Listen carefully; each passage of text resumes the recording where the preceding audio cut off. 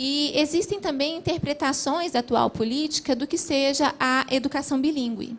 Então, é essa discussão que nós trazemos sobre a nossa interpretação do que é uma educação bilíngue para surdos. O movimento dos surdos, recentemente...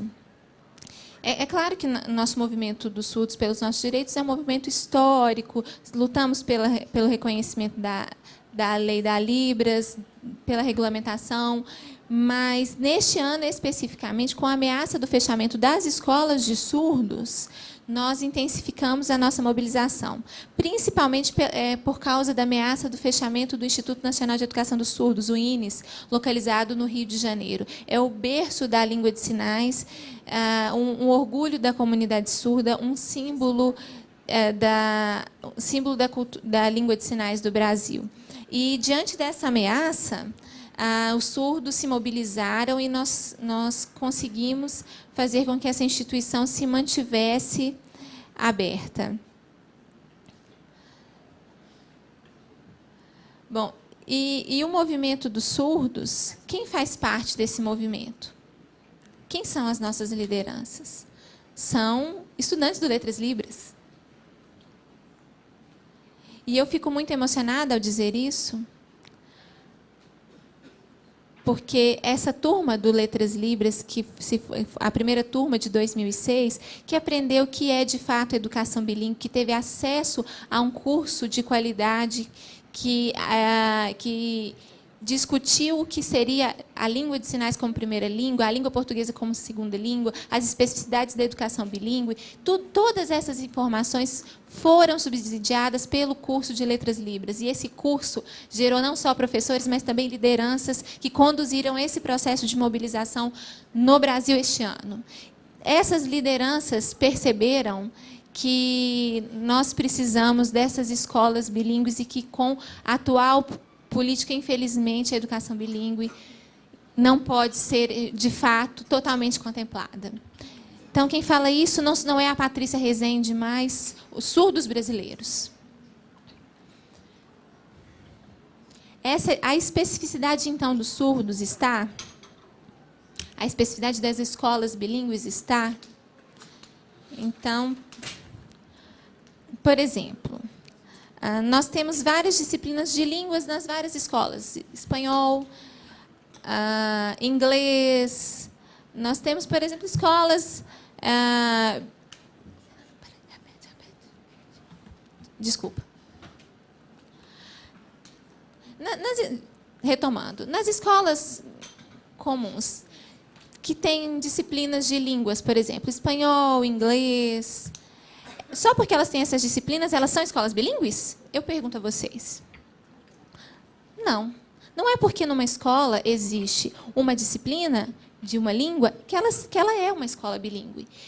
Esse argumento serve também para a escola bilíngue de surdos. Não é porque na escola bilíngue de surdos tem a disciplina na escola regular tem a disciplina de Libras que ela vai ser uma escola bilíngue. Não é porque lá tem um intérprete que lá vai ser uma escola bilíngue.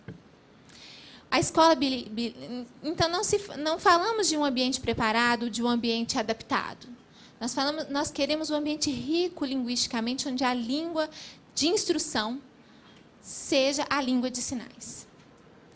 A língua de aquisição do conhecimento seja a língua de sinais. E só então a aquisição da segunda língua, o português, será facilitada, será potencializada. Então, interpretação e tradução em Libras não significa que a língua de instrução seja a língua de sinais. A língua de instrução continua sendo a língua portuguesa. A sala é uma sala de ouvintes, em geral, onde existem um ou dois surdos e um intérprete traduzindo as aulas. Isso é educação bilíngue? Não. E a instrução não é complementar. A instrução em Libras não pode ser complementar só no atendimento educacional especializado, mas sim substitutiva. Por exemplo, se o surdo tem algumas dificuldades em determinados conteúdos, e ele iria para o atendimento educacional especializado para aprender durante 2 ou 3 horas por semana. E isso é possível, essas 2 ou 3 horas no contraturno,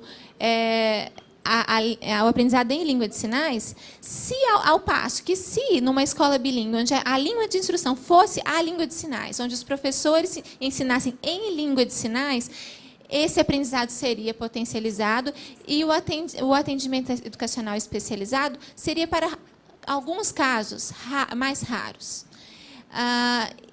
E o aprendizado dos surdos ocorreria em nível de igualdade com o aprendizado das crianças ouvintes.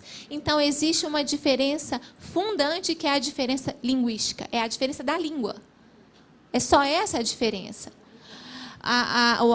O currículo deve ser repassado em língua de sinais e o atendimento educacional é especializado em raros os casos onde houvesse, de fato, dificuldades dos alunos não decorrentes da utilização da língua.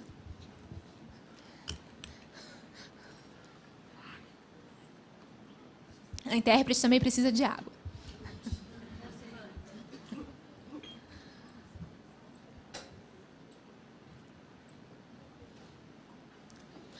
Então, nesse espaço bilíngue, a língua de interação seria a língua de sinais.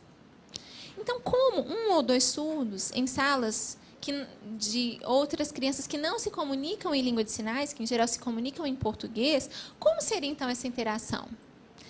A questão da interação é preconizada no documento da Aliança Internacional da Pessoa com Deficiência, que ratifica a própria Convenção da ONU. O documento da Aliança Internacional da Pessoa com Deficiência, de 2011, preconiza a interação em língua de sinais.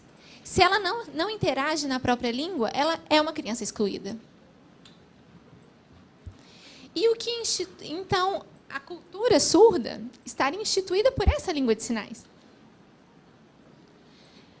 Eu vou dar um exemplo.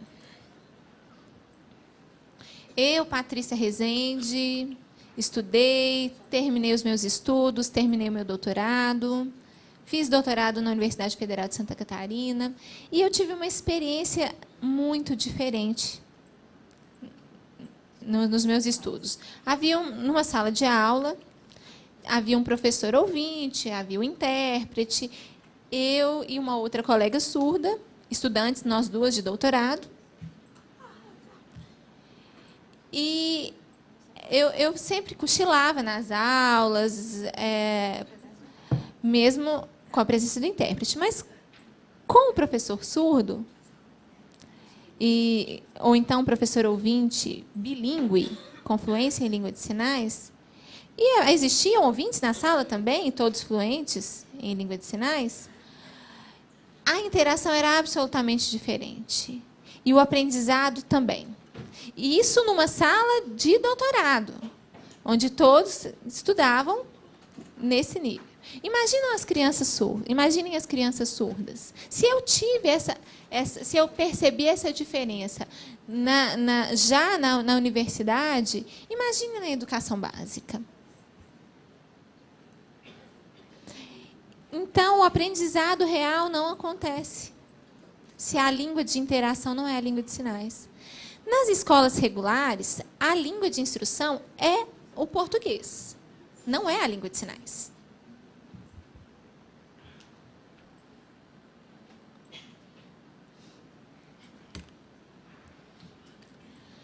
E o português, para a maioria dos surdos, é segunda língua. Nós não estamos menosprezando o português, excluindo o português do currículo, considerando o menos importante, ao contrário. Consideramos ele tão importante quanto a língua de sinais para a nossa inclusão em sociedade, mas ele precisa ser ensinado com uma metodologia específica de segunda língua. Se o português é ensinado numa sala de aula onde todos são falantes do português e ele é ensinado da mesma forma para crianças surdas e ouvintes, as crianças surdas certamente terão déficit no aprendizado da língua portuguesa. Então, a língua portuguesa ela deve ser ensinada como metodologia de ensino de segunda língua para surdos e, preferencialmente, escrita, com favorecendo o acesso à leitura.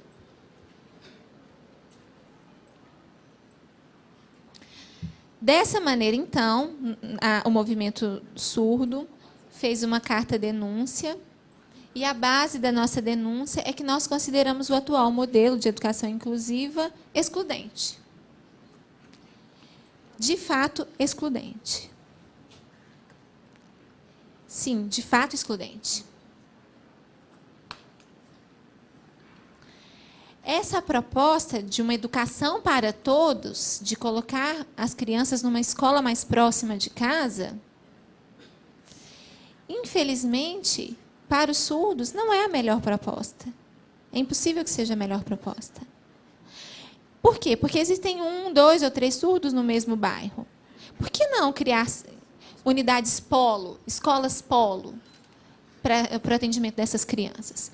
Nós compreendemos que em cidades muito pequenas, o atendimento educacional especializado possa ser a melhor saída. Mas em muitas cidades, capitais, existe a ameaça de fechamento de escolas de surdos, como aconteceu com o próprio Instituto Nacional de Educação, no Rio de Janeiro.